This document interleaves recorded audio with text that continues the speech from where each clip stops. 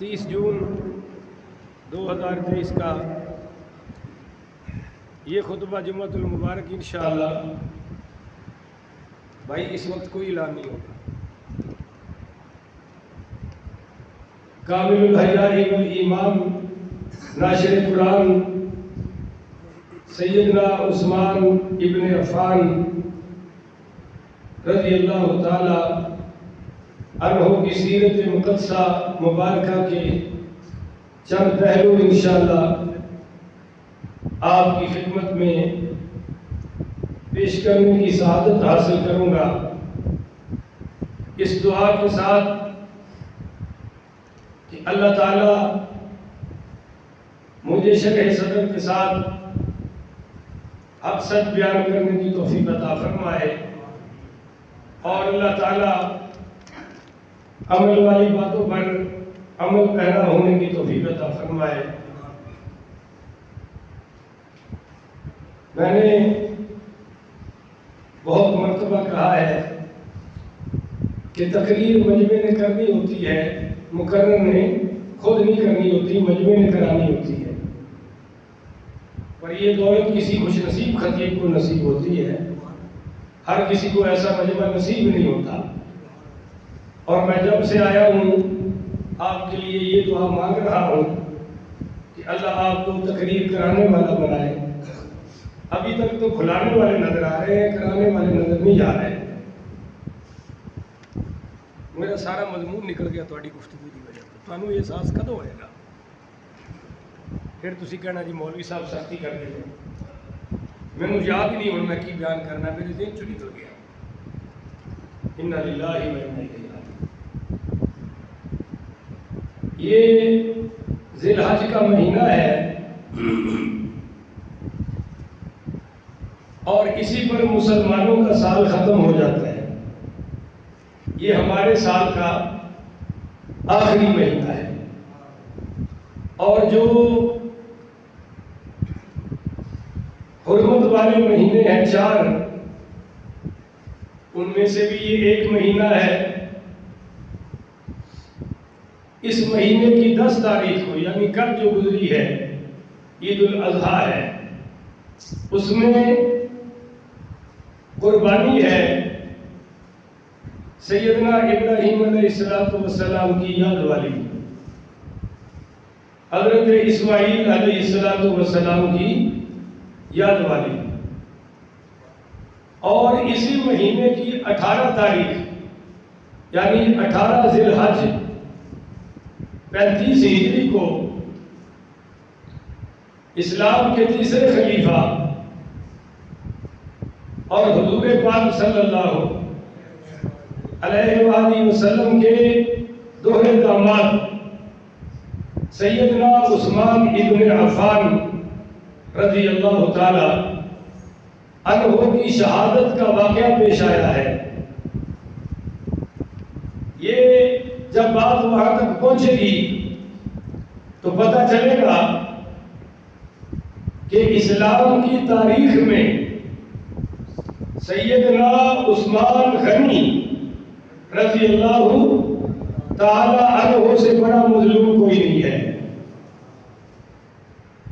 یہ ذمہ داری سے کہہ رہا ہوں، پھر ان سے بڑی مظلومانہ شہادت نہیں ہے، کئی اعتبار سے ان کی شہادت بہت مظلومانہ ہے۔ اور یہ بھی یاد رکھیے کہ جس طرح اللہ نے نبیوں میں درجے رکھے ہیں، تلک الرسل فضلنا بعضهم علی بعض، کہ بعض نبیوں کی فضیلت اللہ نے بعض سے زیادہ رکھی ہے، اور سب سے زیادہ فضیلت آمنہ کے لالی صاحب شرف و کمال صلی اللہ علیہ وآلہ وسلم کو اللہ نے نبیوں اور رسولوں میں عطا فرمائی ہے۔ اسی طرح صحابہ میں بھی اللہ نے صحابہ پر فضیلت عطا فرمائی ہے، بعض اصحاب کو بعض اصحاب پر فضیلت عطا کی گئی ہے۔ اس پر پوری امت کا اجماع ہے میں پوری امت کا لفظ بول رہا ہوں، پوری امت کا اس پر اجماع ہے، مالکی، شوافی، حنابلہ، احناف، آگے چلے جائیے دیوبندی، غیر مقلد یعنی اہل حدیث اور اہل سنت، سب کا اتفاق ہے کہ نبیوں کے بعد، حضور کے بعد اور انبیاء کے بعد اس مخلوق میں سب سے اعلیٰ ہستی سیدنا ابوبکر صدیق کی ہے۔ یہ عقیدہ ہے امت مسلمہ کا۔ جو اس عقیدے کے خلاف ہے وہ اہل سنت سے خارج ہے، وہ پوری امت سے ٹکر لے رہا ہے۔ امت مسلمہ ایک طرف، وہ دوسری طرف ہے۔ داتا حضور نے کشف المحجوب شریف میں یہی بات لکھی ہے جو میں آپ کے سامنے بیان کر چکا ہوں، اور پوری امت کا عقیدہ ہے کہ حضرت ابو بکر صدیق بعد علیہ السلام کے بعد سب سے اعلیٰ ہستی اللہ کی مخلوق میں سیدنا مولانا عمر فاروق علیہ السلام کی ہے۔ اس کے بعد تھوڑا سا علماء نے اختلاف کیا ہے، مگر وہ بھی قلیل ہے۔ کثیر امت کا، اہل حق کا، اہل سنت کا اجماعی عقیدہ ہے کہ تیسرے نمبر پر سب سے اعلیٰ ہستی سیدنا عثمان بن عفان کی ہے، اور چوتھے نمبر پر حضرت مولانا شیر خدا علی کرم اللہ وجہ الکریم رضی اللہ تعالیٰ عنہ کی ہے۔ یہ پوری امت کا عقیدہ میں نے آپ کے سامنے بیان کر دیا ہے۔ دوسری بات، صحابہ میں سے بعض جزوی مسائل میں، جزوی فضیلتیں دوسرے صحابہ کو ایسی نصیب ہوئی ہے کہ پوری امت میں وہ کسی اور کو نصیب نہیں ہوئی۔ پورے صحابہ میں اور کسی کو نصیب ہے، بولو سارے بھائی، اور کسی کو نصیب ہے نہیں۔ اس کی چند مثالیں میں پیش کرتا ہوں۔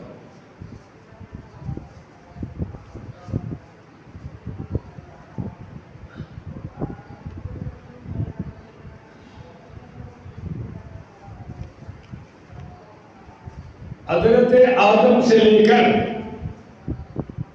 سیدنا عیسیٰ علیہ السلام تک کسی نبی کے امتی کو یہ شرف اور فضیلت حاصل نہیں ہوئی کہ اس کے گھر نبی کی 2 بیٹیاں آئی ہوں۔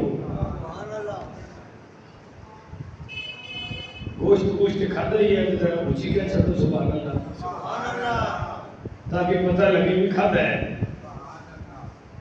کسی نبی کے امتی کے گھر میں نبی کی 2 بیٹیاں نکاح میں نہیں آئی۔ یہ پوری مخلوق میں سے اگر کسی کو درجہ نصیب ہوا ہے تو وہ سیدنا مولانا عثمان پاک کو ہوا ہے۔ آپ نے ایک بیٹی سیدہ ام کلثوم عطا فرمائی حضرت عثمان کے نکاح میں، اور یہ بھی فرمایا کہ میں نے جس سے رشتہ لیا ہے یا جس کو بیٹی کا رشتہ دیا ہے اپنی مرضی سے نہیں دیا، اللہ کے حکم سے دیا ہے۔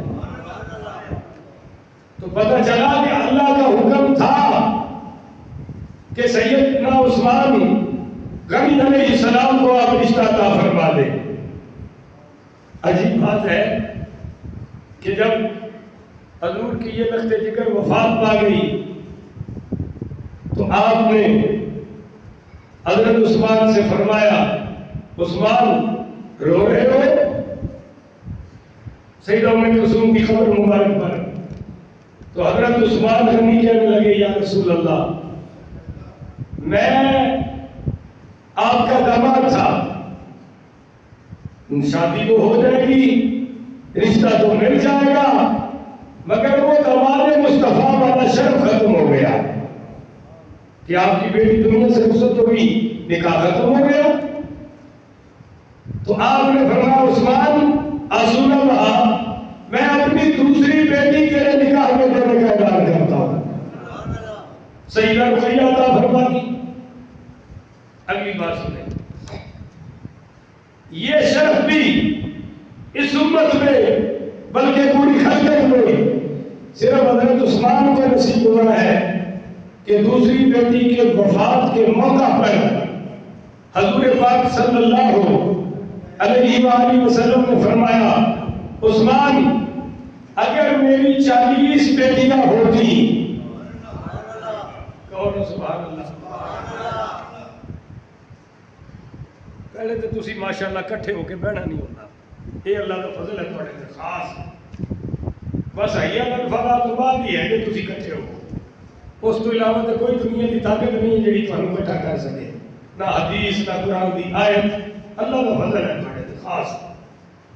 جدو کٹھے بہنا نہیں تو کٹھی آواز بھی نہیں نکلنی، ہوں ایک اتنے بول رہے ہیں ایک اتنے بول رہے ہیں، چلو میرے نصیب۔ میں عرض کر رہا تھا یہ سیدنا عثمان پاک کو اعزاز نصیب ہوا ہے صرف کہ فرمایا دوسری بیٹی کی وفات کے موقع پر اے عثمان اگر میری 40 بیٹیاں ہوتی، اور شاہ ولی اللہ محدث دہلوی نے اپنی شورا آفات معرکۃ العدا کتاب ازالۃ الخلفاء میں ازالۃ الخفاء میں فرمایا، حدیث نقل کی کہ سرکار دو عالم صلی اللہ علیہ وآلہ وسلم نے فرمایا عثمان اگر میری 100 بیٹیاں ہوتی تو میں باری باری تیرے نکاح میں دیتا جاتا، کیونکہ کائنات میں مجھ سے اچھا سسر کوئی نہیں، تجھ سے اعلیٰ داماد کوئی نہیں۔ یہ اعزاز صرف سیدنا عثمان پاک رضی اللہ تعالی عنہ کو نصیب ہوا ہے، اس لیے کہتے ہیں ذنورین، کیا لفظ ہے؟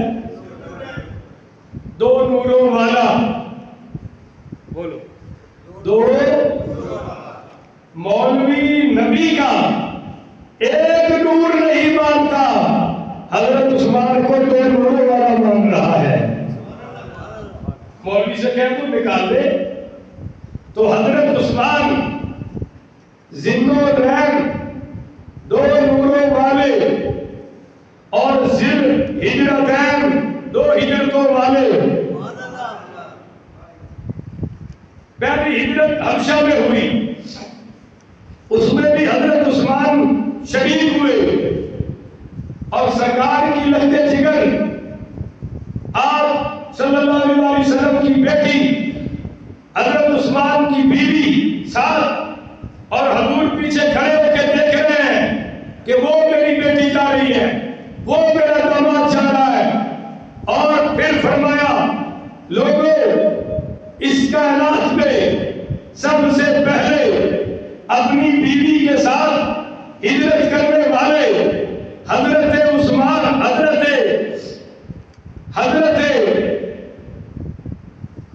ابراہیم حضرت لوط تھے، حضرت ابراہیم تھے۔ حضرت ابراہیم اپنی بیوی کو ساتھ لے کے ہجرت کرنے والے، حضرت موسیٰ اپنی بیوی کو ساتھ لے کے ہجرت کرنے والے، حضرت ہود اپنی بیوی کو ساتھ لے کر ہجرت کرنے والے۔ فرمایا ان نبیوں کے بعد اپنی بیوی کو ساتھ لے کر ہجرت کرنے والا میری امت میں پہلا جوڑا میری بیٹی اور میرے داماد عثمان غنی کا ہے۔ یہ آپ نے خود فضیلت بیان فرمائی۔ تو ذنورین دو نوروں والے، ذل ہجرتین دو ہجرتوں والے، اور ذی سعادتین دو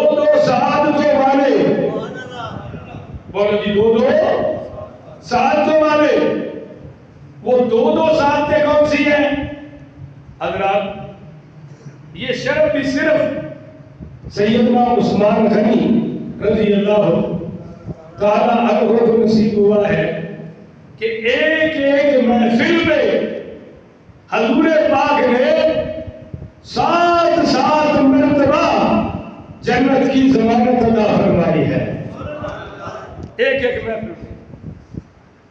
یہ شرف صرف حضرت عثمان کا ہے اور کسی کو نصیب نہیں ہوا۔ اس طرح جنت تو سب کو نصیب ہوئی ہے، بشارتیں بھی ہوئی ہیں، پر ایک محفل میں اتنی بار اور صرف اکیلے عثمان کو، یہ شان صرف سیدنا عثمان پاک کی ہے۔ آپ نے اعلان فرمایا کہ کون ہے غزوہ تبوک کے موقع پر جو چندہ دے گا میں نبی اس کو جنت کی ٹکٹ عطا فرماؤں گا، جنت کی ضمانت عطا فرماؤں گا۔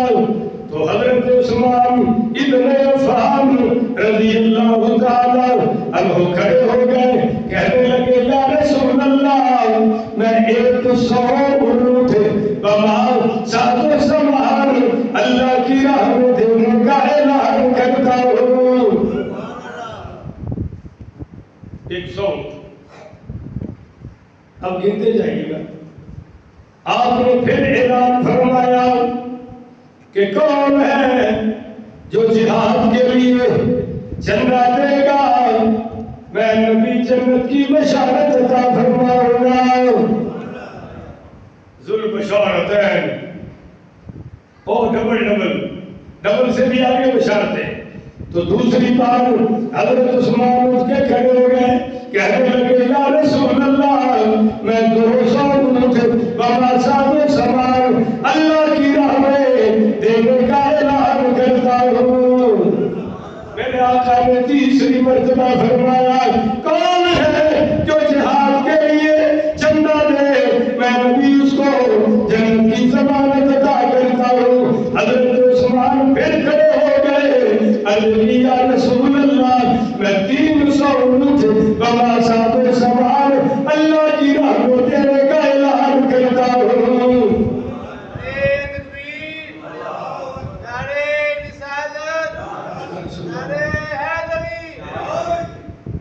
یہ 300 اونٹ ہو گئے۔ میرے آقا نے اعلان فرمایا کہ بھئی ابھی چندہ تھوڑا ہے، اور کون ہے جو چندے کا اعلان کرے چندہ دے میں نبی جنت کی ضمانت عطا کرتا ہوں۔ حضرت عثمان کھڑے ہو گئے، کہنے لگے یا رسول اللہ میں 900 اونٹ اللہ کی راہ میں بماساد و سامان دینے کا اعلان کرتا ہوں۔ اب حضرت عثمان دیتے جا رہے ہیں اور جنت کی بشارتیں لیتے جا رہے ہیں۔ آپ نے فرمایا ابھی چندہ تھوڑا ہے، چندہ اور چاہیے۔ حضرت عثمان دوڑ کے گھر چلے گئے اور 2000 اشرفیوں کی تھیلی بھری بھرائی سکہ بند مہر بند لا کر کھول کر سرکار کے قدموں میں ڈھیر کر دی، اور میرے آقا اٹھاتے ہیں۔ اب توجہ کرنا اے بات کے مسلمانوں، میرے آقا نے وہ اشرفیاں اٹھائی، اس ہاتھ میں پلٹی اس ہاتھ میں پلٹی، اور مسکرا کر حضرت عثمان کے چہرے پر نظر ڈال کے فرمایا او عثمان جی یا رسول اللہ، فرمایا عثمان ما ترنا عثمان بعد ما عمل عمل عثمان جی یا رسول اللہ، عثمان اللہ تجھ پہ اس قدر راضی ہے، اللہ کا رسول اس قدر راضی ہے کہ آج کے بعد جو بھی تو عمل کرے گا تجھ پر اللہ کی رضا بھی پکی ہے، نبی کی رضا بھی پکی ہو چکی ہے۔ اللہ تیرے کسی عمل سے ناراض نہیں ہوگا، اللہ کا رسول تیرے کسی عمل سے ناراض ہے، تو تو جو مرضی عمل کر لے. دیکھو یہ بشارت اللہ نے بدر میں شرکت کرنے والے صحابہ کو بھی کہ اعملوا ما شئتم، کہ اے بدر والے صحابہ تم جو مرضی عمل کرو اللہ تجھ پہ راضی ہو چکا ہے. اللہ تم لوگوں پر اب تم جو مرضی عمل کرو تمہاری بخشش باقی ہے. یہ اللہ نے بشارت بدر والوں کو دی ہے، اس میں بھی حضرت عثمان شامل ہے. اور حضور نے یہ بشارت صرف سیدنا عثمان غنی کو عطا فرمائی ہے کہ اے عثمان تو جو مرضی عمل کر لے، ما ضر عثمان، تجھے کوئی نقصان تیرا عمل دے ہی نہیں سکتا، کیونکہ اللہ عرشوں پر راضی ہے، میں فرشوں پر راضی ہو چکا ہوں. تو یہ ہے ذل بشارتین کہ اللہ نے دو نہیں کئی بشارتیں. یہ 900 اونٹ ہو گئے اور جب قافلہ چلنے لگا تو حضرت عثمان کہنے لگے یا رسول اللہ 1800 اور اونٹ بابا سال و سامان میں اللہ کی راہ میں دینے کا اعلان کرتا ہوں. یا ماشاءاللہ 500 روپیہ دے کے مسیحتے سال چاڑ دینے. مدرسے تھے، مولوی تھے، یہ سال چاڑ دینے. بڑی خدمت کی ہے جی، میں ہر مہینے اتنے دیتا ہوں، اتنے دیتا ہوں، اتنے دیتا ہوں. میں نے کہا بھی چلو اللہ تجھے حضرت عثمان کے ساتھ ہی کھڑا کر دے. کون سبحان اللہ. پر یہ تو دیکھ کے وہ کتنے دیا کرتے تھے جن کے ساتھ ہم نے کھڑا ہونا ہے، ان کی شان کو دیکھو. تو سیدنا عثمان پاک نے 1800 اونٹ سامان والے عطا فرمائے. اور پھر ایک اور اعلان کیا اسی غزوہ تبوک میں کہ یا رسول اللہ 1000 مجاہد کی آنے جانے کے سفری اخراجات، کھانا پینا، سواریاں، وہ بھی میرے ذمہ ہے، میں عثمان غنی ادا کروں گا.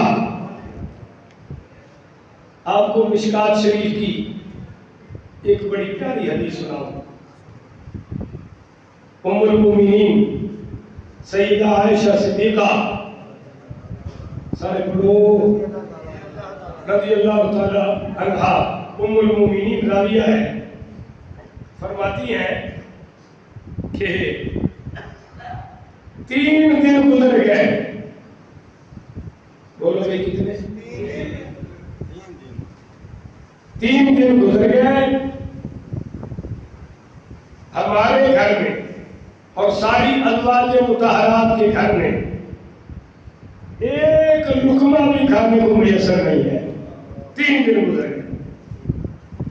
اب ان 3 دنوں میں اماں جی فرماتی ہے حضور کا عمل یہ ہے کہ آپ گھر تشریف لاتے ہیں اور پھر مسجد میں چلے جاتے ہیں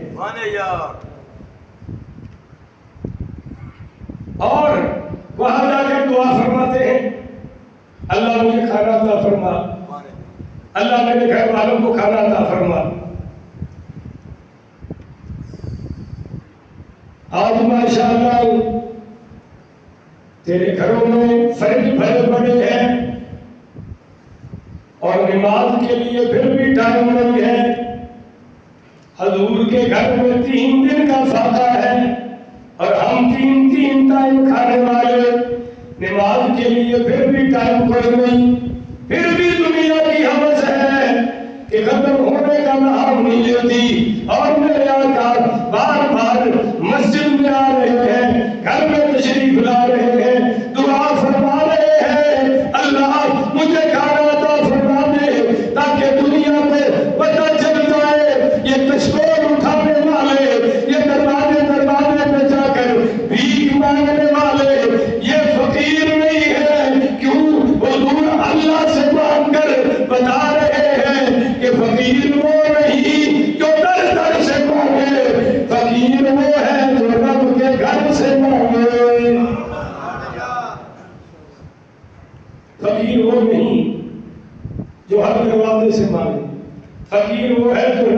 دروازے سے مانگے. آپ تیسرے دن مسجد تشریف لے گئے. ام المؤمنین ڈاکٹر افضل صاحب کو پانی لین بھیجے ہیں, وہ ماشاءاللہ اپنے کمرے پاس گئے ہیں, مولوی کو بھی شہید ہو جائے. یہ حال ہے سارا. میں کہہ رہا ہوں جناب, ام المؤمنین سیدہ عائشہ صدیقہ فرماتی ہے کہ سرکار مسجد نبوی میں تشریف لے گئے, میں نے دروازہ بند کر دیا اور میں بیٹھ گئی. دروازے میں دستک ہوئی, میں نے اندر سے پوچھا کون, تو حضرت باہر سے آواز آئی, امی جی میں عثمان ابن عفان ہوں. ام المؤمنین فرماتی ہے میں نے دروازہ کھولا تو حضرت عثمان آ گئے اور بیٹھتے ہی پوچھا, امی جان آپ کا کیا حال ہے, سرکار دو جہاں کا کیا حال ہے. تو میں نے روتے ہوئے بتایا, عثمان آج 3 دن گزر گئے, آل رسول فاقے کی زد میں مبتلا ہے, ایک لقمہ نصیب نہیں ہوا. اور اے عثمان 3 دن گزر گئے, آقا بھوک کی وجہ سے کمر جھکا کر چلتے نظر آ رہے ہیں. تو حضرت عثمان رو کر کھڑے ہو گئے اور کہنے لگے, امی جان یہ کیا ماجرا ہے کہ میرے نبی پاک پر, ان کے گھر پر ایسا وقت آ جائے اور مجھے اطلاع ہی کوئی نہیں, ہمیں کسی نے بتایا ہی کوئی نہیں. امی جان حضور پر ایسا وقت آ جائے تو میرا مال کس لیے, عبد الرحمن ابن عوف کا مال کس لیے, اور ہماری زندگیاں کس لیے ہے.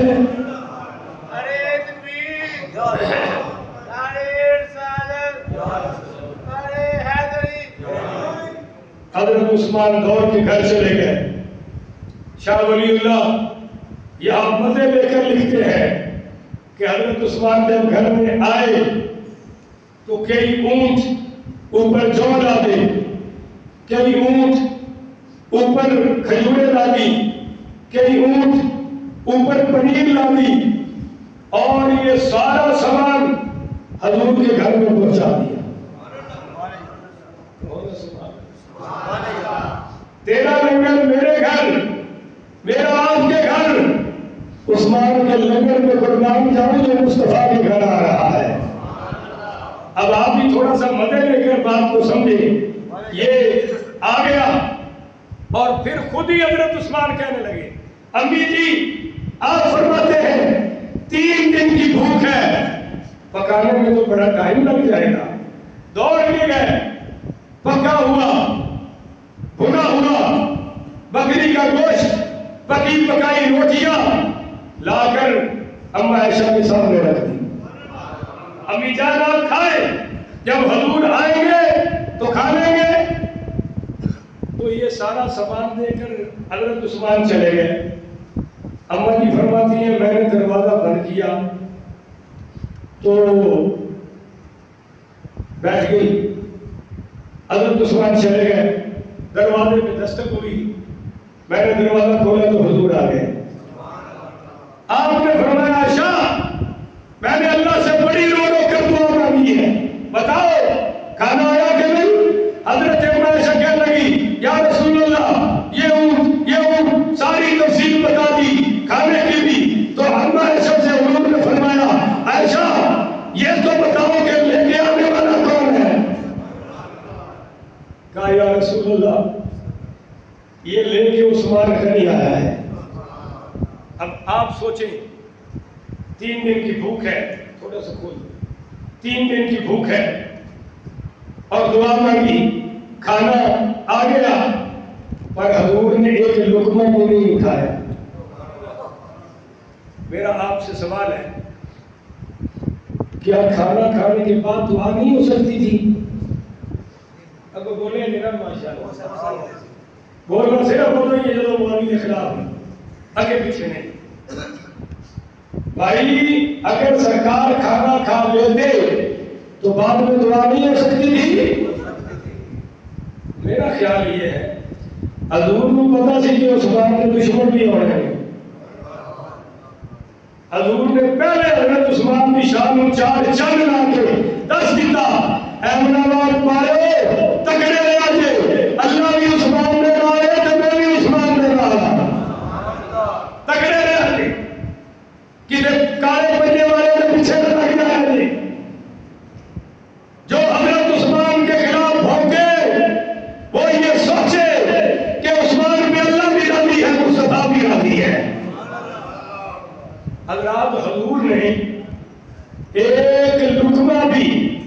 کرتے ہو گئی.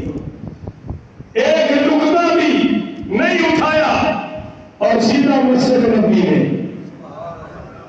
اور سجدے میں پڑھ کر دعا شروع کر دی.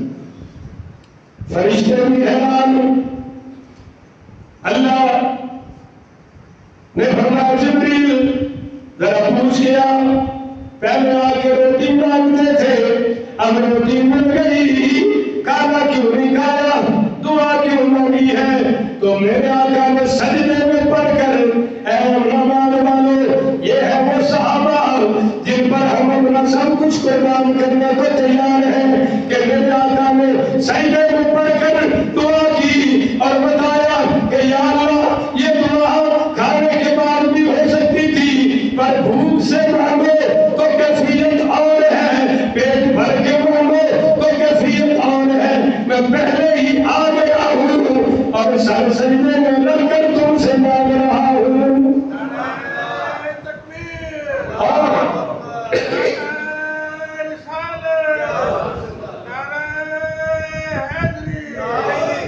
اور مانگا کیا اللہم انی قد رضیت بعثمان کا کہ یا اللہ میں عثمان سے راضی ہوں تو بھی عثمان سے راضی ہو جا.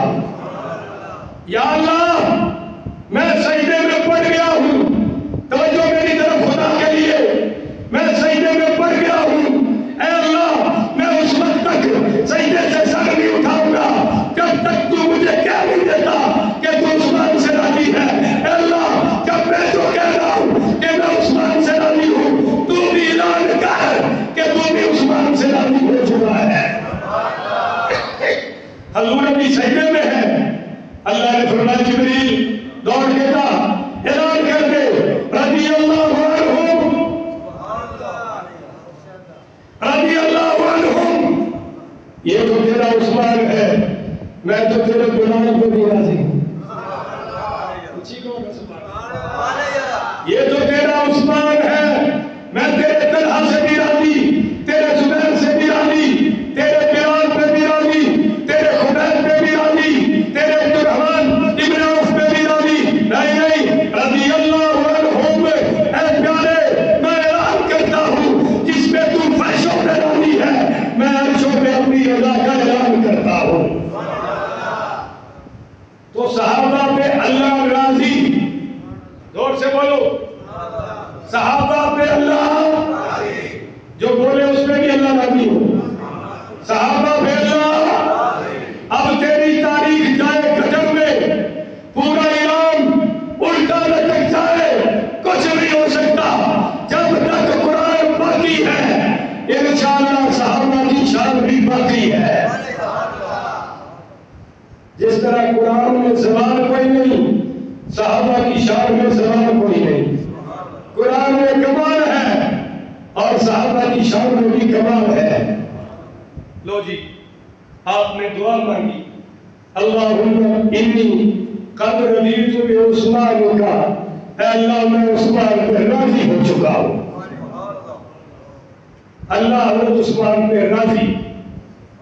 بولو اللہ حضرت عثمان پہ اور حضور حضرت عثمان پہ کتنے میں نے دلائل دے دیے. 2 بیٹیاں دے کر فرمایا عثمان میری 100 بیٹیاں ہوتی باری باری تیرے نکاح میں دیتا کیونکہ حضور راضی 1800 اونٹ دیے اور حضور راضی 1000 صحابہ کا خرچہ اٹھایا. حضور راضی. اگلی بات بھی کہتے حضور کے گھر لنگر پہنچایا. حضور کھانے سے پہلے راضی. بولو کھانے سے پہلے راضی. اور مزے کی بات بتا آپ کی پنڈلی مبارک سے کپڑا ہٹا ہوا ہے. بھائی کیا کریں قرب قیامت کا زمانہ ہے. لوگوں کو مسئلہ بتاتے ہیں باہر جا کے یاد ہی نہیں رہتا ہے. چوری ماشاءاللہ جھٹکے میں سارے مسئلے ختم. منڈے کچھے پا کے پھرتے ہیں چنگل والے سیاڑے کھانے پینے کرانے. جن کا گوٹا ننگا وہ سارے ہی ننگا. بولو جن کا گوٹا ننگا وہ سارا ہی تو کیا یہ غیرت کے تقاضے ہیں؟ ایسا لباس کو غیرت مند پہن سکتا ہے کہ جس پر میرے نبی نے فرمایا یہ ننگا جا رہا ہے؟ ایک صحابی کا پٹ تھوڑا جہا ننگا ہویا، آپ نے فرمایا کپڑا تھلے کر، جن کا پٹ ننگا ہے وہ سارے ننگا ہے۔ اب یہاں نکر پہن کے موٹر سائیکل پہ بیٹھے ہوئے ہیں، گھٹنا اوپر ہے اور نظر کہاں تک جا رہی ہے آپ خود ہی اندازہ کر لیں۔ اپنی بہن بھی اس غیرت میں پیچھے بٹھائی ہوتی ہے، آگے بھی ہماری بہنیں بیٹیاں آ رہی ہوتی ہیں، اور کوئی حیا نہیں، کوئی شرم نہیں۔ اگر کوئی بات کر دے تو پھر انہوں نے نہیں دیکھتے نا جی میں کہانی بند کرتا ہوں لوگ دیکھ دی، ایسا تیر لگتا ہے اس کے دل پہ۔ میں اب دکانوں پہ جاتا ہوں، یہ پھٹوں پر بیٹھے ہوتے ہیں کچھے کر، میں کہتا ہوں کہ بھائی حضور نے فرمایا ہے کہ گوڑے ننگے تو بندہ برا ہی، انہوں نے کوئی فرق نہیں کرتا۔ کوئی میں نہیں دیکھا جڑا اٹھ کے کہنا ہوں اچھا جی میں ہونے گیا کپڑے پا کے آیا، گالی ختم ہوتی جا رہی ہے۔ جب کسی قوم پر اللہ کا قرآن اثر نہ کرے، حضور کا فرمان اثر نہ کرے، فَصَبَّ عَلَيْهِمْ رَبُّكَ صَوْتَ عَذَابٍ، پھر اللہ کے عذاب کے کوڑے چلتے ہیں۔ اگر ان کوڑوں سے بچنا ہے تو قرآن کا اثر لو، حدیث کا اثر لو۔ میرے نبی پاک نے فرمایا جو بن ٹھن کے میک اپ کر کے بازار میں نکلتی ہے، اس کے لیے حضور نے لفظ فرمایا، اگر میں اس حدیث کا ترجمہ کر دوں نا آپ کہیں گے تم نے گالیاں دی ہیں، اور آپ کو یہ نہیں پتا کہ ہمارے نبی غیرت مند امت کے نبی ہیں۔ غیرتوں سے حضور کا کوئی تعلق ہے؟ پر ایک ہلکی حدیث سناتا ہوں، ہلکی جو اس سے ہلکی ہے۔ آپ نے فرمایا یہ بے پرد عورت جب تک گھر واپس نہیں آتی اللہ کے فرشتے اس پر لعنت برساتے رہتے ہیں۔ یہ پلکیں بنانے والی سب پر اللہ کے نبی نے نام لینے کا لعنت فرمائی ہے۔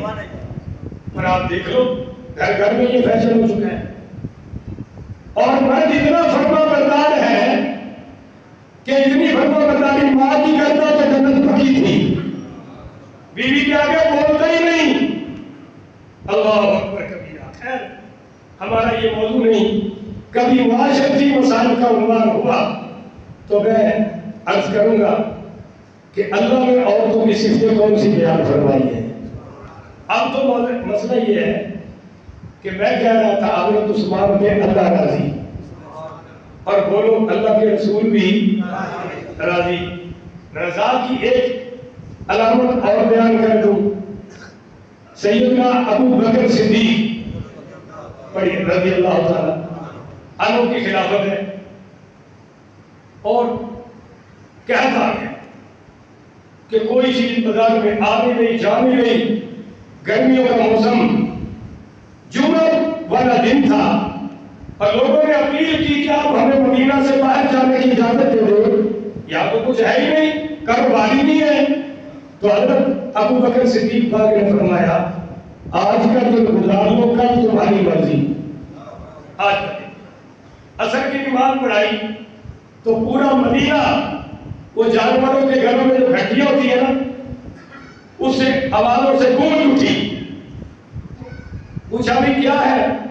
کہا جی 1000 اونٹ تجارت کا حضرت عثمان غنی کا آیا ہے۔ سامان کا بڑا سارے تاجر دوڑ کے آئے سیدھا حضرت عثمان کے پاس، کہا جی سودا کرو۔ گندم سے بھی لگی ہوتا ہے نا، گھر گھر میں آ جاتے ہیں بیپاری، سارے بیپاری آ گئے، سودا کرو جی۔ فرمایا کیا دو گے؟ وہ کہنے لگے جی 1 من پر 10 درہم منافع۔ وہ شارٹیج پڑی تھی نا، فرمایا تھوڑا ہے۔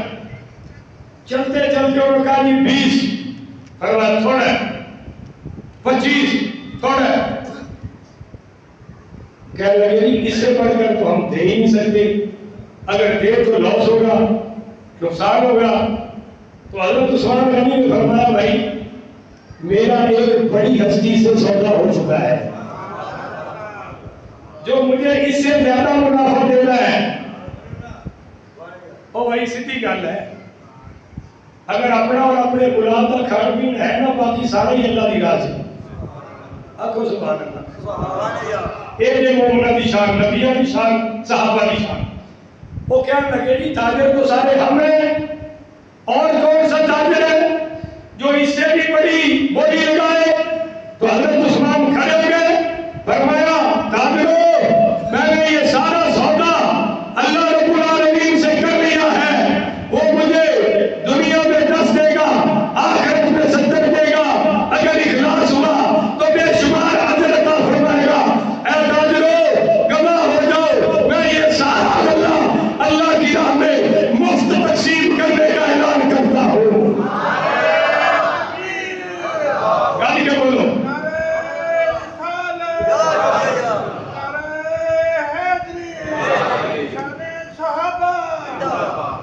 تو یہ ہے حضرت عثمان کی شان، اور یہ ان کی سخاوت کی شان ہے۔ میں کہہ رہا تھا کہ پنڈلی مبارک سے کپڑا حضور کا، وہ اس سے میری بات ادھر چلی گئی، صرف پنڈلی کو سبحان اللہ، اس میں کوئی شریعت کا فتویٰ بھائی سارے بولو تو صحیح، کسی کی بڑی محفل میں پنڈلی نہیں ہو جائے، کوئی شریعت کا فتویٰ ہے ہی نہیں۔ ام المومنین فرماتی ہے کہ حضور کی پنڈلی مبارک نہیں تھی، حضرت ابو بکر آئے، سرکار ویسے ہی بیٹھے رہے، بے تکلفی تھی۔ اچھا یہ پتہ چل گیا نا کہ حضور مزاج کا خیال رکھتے تھے کہ کس کا کیا مزاج ہے، اس کے مطابق ڈیلنگ کرنا، اور یہ بدتمیز ہونے کی نشانی ہے۔ اللہ کسی مرتبے کا ہو، ہم اپنی شان میں آ کر کے بیٹھے رہے، علامہ آئے، مفتی آئے، پیر آئے، بزرگ آئے، یہ اسی طرح آ کر کے بیٹھا ہے۔ یہ نہیں، جس کا جو مزاج، جس کی جو شان، حضور اس کو وہ رتبہ عطا فرما رہے ہیں۔ حضرت ابو بکر حساس نہیں تھے، وہ فنا فی الرسول تھے، وہ کہتے تھے جو حضور نے کر دیا وہی ٹھیک ہے، اور حضرت عمر فنا فی اللہ پر تھے کہ جو اللہ کرے وہ ہم کریں، اور حضرت عثمان فنا فی الحیا، حیا والے۔ حضرت عمر آئے، حضور ویسے بیٹھے رہے، دروازے پہ دستک ہوئی تو کھولنے والے سے فرمایا ٹھہر، یہ میرا عثمان آیا ہے،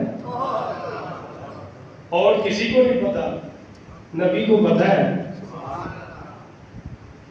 پتا چلا تو نبی وہ نہیں ہوتا جو صرف ادھر ادھر دیکھے، نبی وہ ہوتا ہے جو ادھر بھی دیکھے، ادھر بھی دیکھے، ادھر بھی دیکھے، ادھر بھی دیکھے۔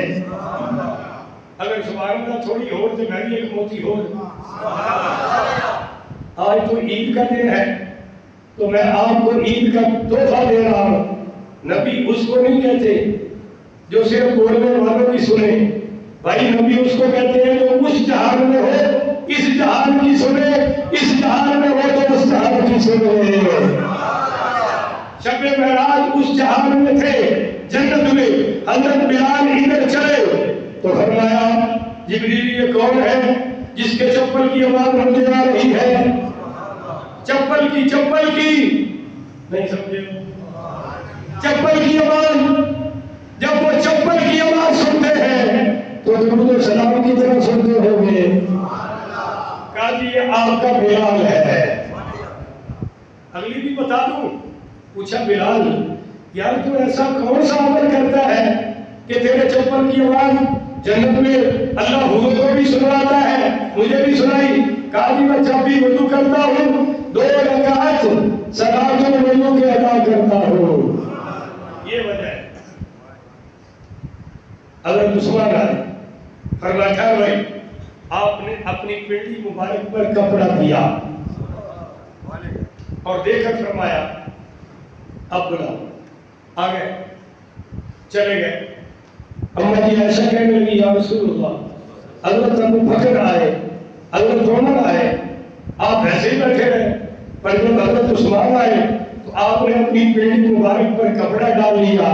تو فرمایا عائشہ میں اس عثمان سے حیا کیوں نہ کروں جس سے آسمان میں فرشتے بھی حیا کرتے ہیں۔ نعرہ تکبیر، نعرہ رسالت، شان عثمان. عجیب بات ہے، جب آپ ہجرت کر کے مدینہ تشریف لائے تو پانی پینے کا ایک صاف کنواں تھا جو صرف یہودی کا تھا، اور وہ بڑا ظالم تھا، پیسے بڑے لیتا تھا پانی کے. آپ نے فرمایا جو یہ کنواں خرید کر مسلمانوں کو پانی پلائے میں نبی جنت کی بشارت عطا فرماتا ہوں. بس حضرت عثمان آ گئے. اس کو کہا بھی کنواں بیچے گا؟ کوئی بڑھاؤ قسم کا تھا، کہنے لگا نہیں میری روزی روٹی یہی ہے. فرمایا بھائی 4-5 کنووں سے بھی زیادہ رقم دیتا ہوں. وہ تو 30-35 ہزار سے بھی اوپر چلا گیا معاملہ. بہت بڑی رقم، بہت بڑی رقم، پاکستان کے بجٹ سے بھی آگے چلی گئی.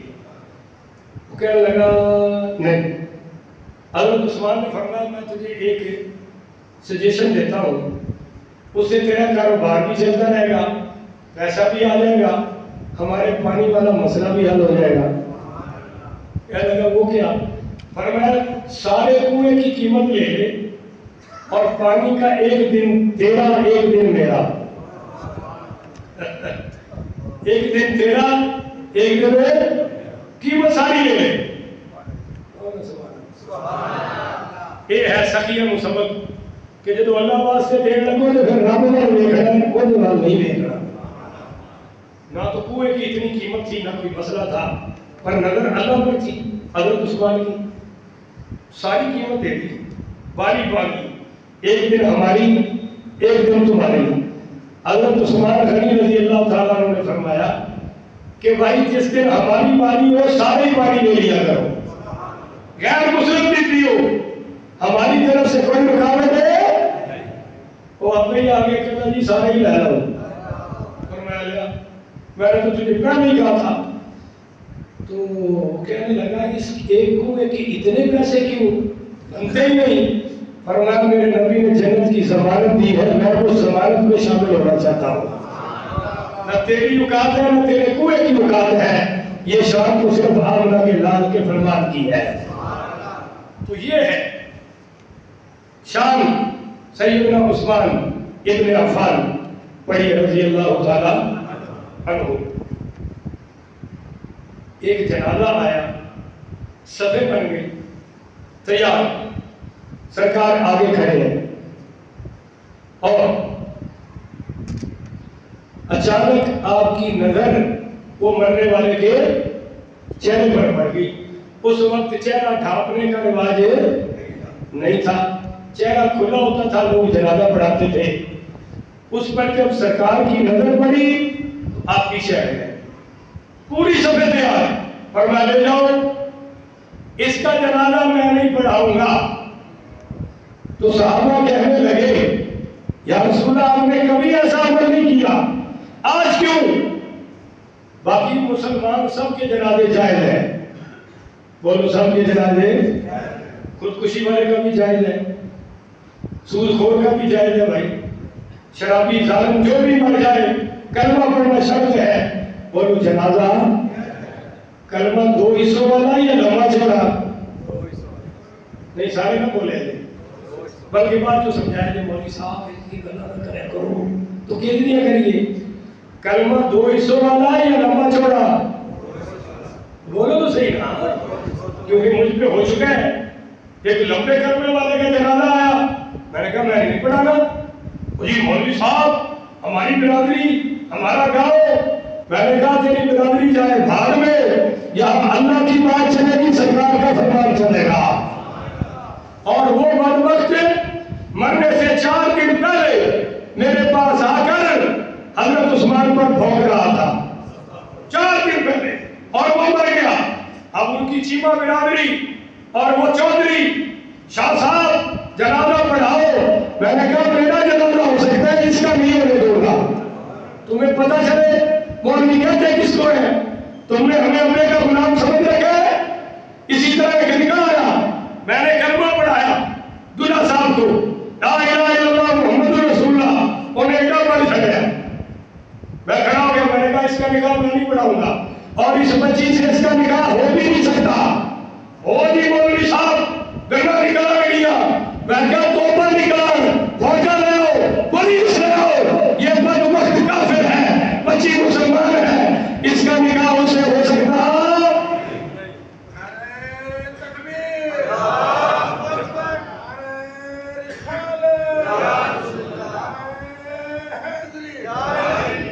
مسیحتے میں چھڑنی پئی پر میرا قرآن سامنے میں جنازہ پڑھایا میں نکاح پڑھایا. میں کہا جو ہونا ہو جائے شریعت میرے مصطفیٰ بھی ہے. میرا اپنا قریبی رشتہ دار مرا تھا اسی پارٹی کا. میں جنازے میں بیٹھا ہوا تھا وہ کرسی لگے اتر رہ گیا. میں کہا میں جنازہ نہیں پڑھنا. میرے مامے کہہ رہے تو دوڑ کے ادھر چلا جا. میں کہہ رہے تھے پہلے تاکہ پتہ چلے ہم کل بھی صحابہ کے غلام تھے ہم آج بھی صحابہ کے غلام ہیں. میں کیا ایک اور صحابہ کے دھوکے اور اسی جنازے پڑھائیے نکاح پڑھائیے. حضرات اس کی بنیاد کیا ہے؟ جنازہ تیار صفحے تیار حضور کی چہرے پہ نظر پڑی.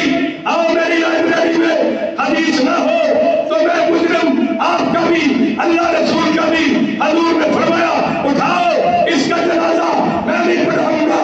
صحابہ کہنے لگے یا رسول اللہ آج تک تو ایسا نہیں ہوا آج کیوں؟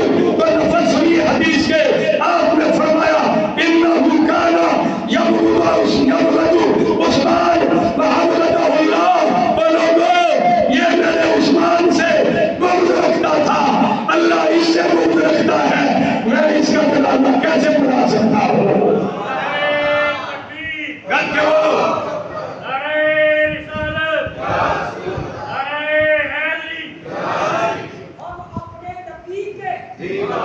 زور سے بولو.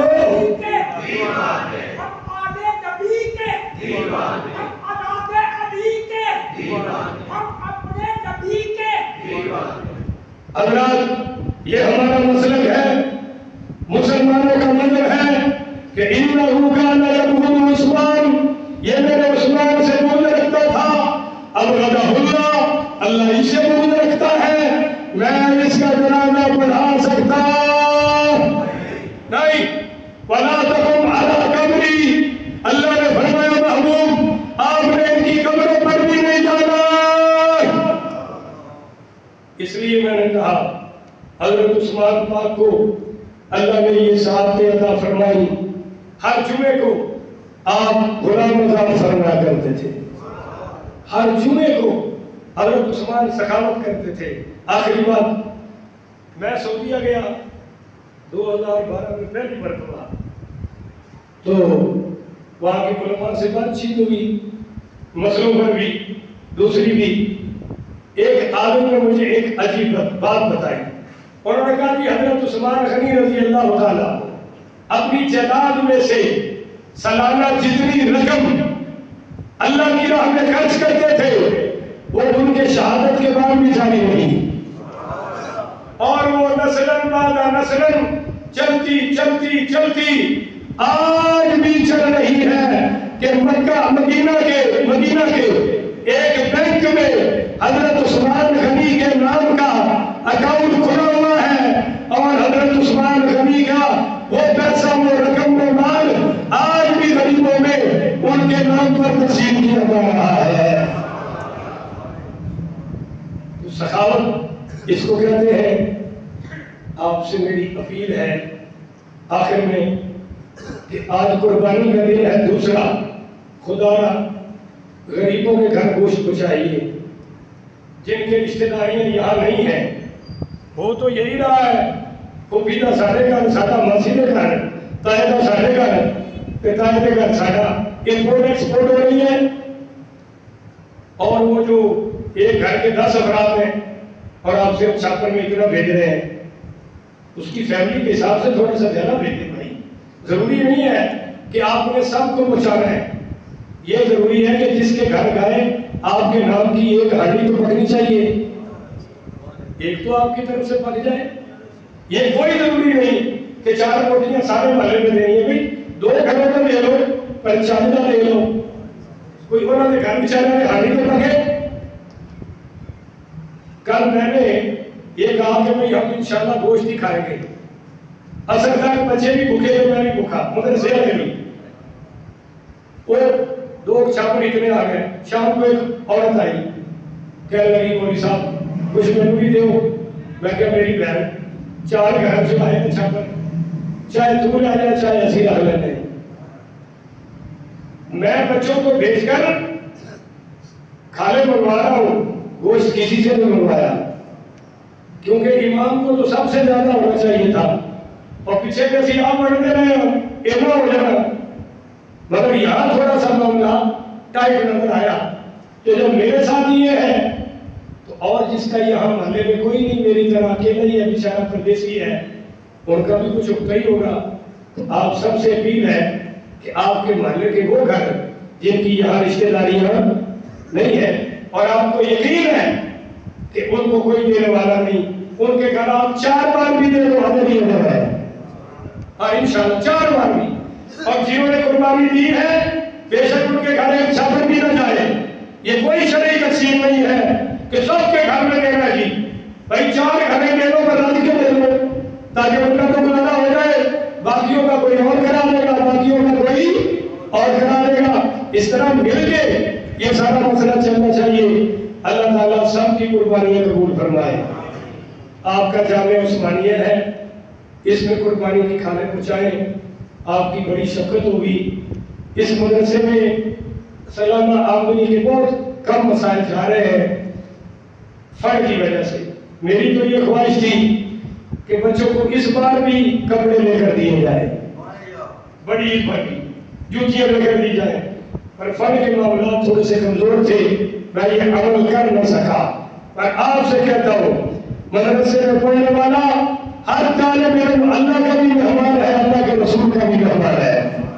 تو جس طرح سکولوں کے بچے شان و شوکت سے رہتے ہیں، آپ کے یہ بچے بھی شان و شوکت سے رہنے چاہیے۔ کیا کہتے ہیں، عمران خان صاحب کی پیچھے کی شادی ہوئی تو انہوں نے ولیمہ مدرسے میں جا کے کیا، سن رہے ہو؟ وہ مدرسے میں گئے، روٹی پکوا کے ساتھ لے گئے، اور جتنے طالب علم تھے ان کے ساتھ بیٹھ کے کھانا کھا کے کہنے لگے بھائی یہ میرا ولیمہ ہو گیا، میرا ولیمہ۔ آپ بھی بے شک 4 روٹیاں پکا لیں، 2 طالب علموں کو ساتھ لے لیں، کھانا کھلا لیں۔ پہلے ماشاءاللہ سنی قربانی دیتے تھے نا تو پہلے ختم شریف پڑھاتے تھے، اور دوسرے بھی دیکھیں تھوڑے سے بھی اثر میں گئے ہیں، تو اب دوسری بھی کہتے ہیں ختم کتنے لکھے ہیں؟ اللہ نے قرآن میں لکھے ہیں۔ آج مسیح کھانے ہیں، آج اللہ نے فرمایا کھانا ہو کھاؤ جنہیں تو میرا قرآن پڑھا جائے، وہ کھاؤ ہی نہ جنہیں تو قرآن نہ پڑھا جائے۔ اے قرآن آ جاؤ عزیز کھانے ہیں۔ تو بہرحال اہل سنت کی شان پہ قائم رہیے۔ 1 دن اور بھی قربانی کا ہے، قربانی کا پورے مسلمانوں میں 3 دن ہے، اور وہ 4تھا دن ہے یہ وحید جیسا کی مرضی ہے، وہ 4 دن پڑھائی کھڑے ہیں۔ گلی گلی میں ہمارے ایک بچے کو پکڑ کے کہہ رہے ہیں اے دیکھو حضور نے رفع دین کیتا ہے، تسی کیوں نہیں کرتے، تسی کیوں نہیں کرتے؟ اور میں کہنا بھی تسی بچے ہٹ جاؤ، مولوی صاحب نے میرے کو جاؤ یا میں مولوی صاحب کو لے جاؤ۔ اور میں چیلنج کر رہا ہوں کہ حضور کے بعد ابو بکر خلیفہ، حضرت عمر خلیفہ، حضرت عثمان خلیفہ، حضرت علی خلیفہ، ان 4 یاروں میں سے کسی ایک نے بھی رفع دین کیا ہو جو منہ مانگی قیمت مانگو گے میں دینے کو اعلان کرتا ہوں۔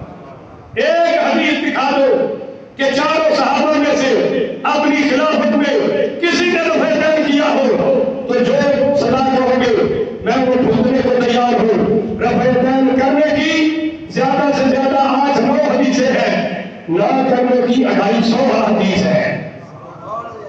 اس لیے پکے رہو، جس بچے کو کوئی کہے یہ حدیث ہے ہمارے پاس آؤ، ہم تمہیں نہ کرنے کی حدیث دکھائیں گے۔ میرے پاس ایک مولوی صاحب آئے یہاں، بڑی داڑھی والے، کتاب اٹھا کے شاہ جی میں ہاں جی دیکھو حضرت عبداللہ بن عمر فرماتے ہیں حضور نے رفع دین کیا۔ میں نے کہا کس نے کہا؟ کہتا عبداللہ بن عمر نے۔ میں نے مصنف ابن ابی شیبہ اٹھائی، میں نے کہا کس کی کتاب؟ حدیث کی۔ میں نے کہا ان کے شاگرد سعید بن جبیر کہتے ہیں میں نے 2 سال عبداللہ بن عمر کے پیچھے نماز پڑھی، انہوں نے پہلا دفعہ بیان کیا، باقی کبھی نہیں کیا۔ تو جب راوی حدیث کا جو حدیث رفع دین کی نقل کرتا ہے خود عمل نہیں کرنا تو پھر ہم کدھر جائے؟ کیا لگا حقیقت کیا ہے؟ میں نے کہا حقیقت یہ ہے کہ حضور نے پہلے کیا تھا پھر چھوڑ دیا، پہلے کیا تھا بولو پھر بھائی پہلے تو حضور نے سجدوں میں بھی رفع دین کیا تھا پھر چھوڑ دیا۔ حضور نے سمیع اللہ لمن کہہ کے ہاتھ باندھے ہیں مگر پھر چھوڑ دیا۔ حضور نے فرمایا گرم چیز کھاؤ وضو ٹوٹ جاتا ہے، اور کیا بھی مگر بعد میں گرم کھایا اور وضو بولتے جاؤ نا وضو نہیں فرمایا تو نہیں ٹوٹتا۔ حدیثیں پہلے والے بھی ہیں پر عمل بعد والی پر ہوگا۔ حضور نے فرمایا جو عورت کو چھوئے وضو ٹوٹ جائے گا، پر بعد میں آپ غصہ بھی لے لیتے تھے اور وضو تو کیا روزہ بھی نہ ٹوٹا، تو پتہ چلا پہلے والا چھوڑ دیں گے بعد والا۔ حضور نے پہلے رفع دین کیا ہے پھر چھوڑ دیا ہے، اب یہ کرنے والی دکھاتے ہیں چھوڑنے والی، اور کہتے ہیں چھوڑنے والی ضعیف ہے۔ اللہ سب کو ہدایت عطا فرمائے۔ اٹھ کے سنتے پڑھ لیجیے۔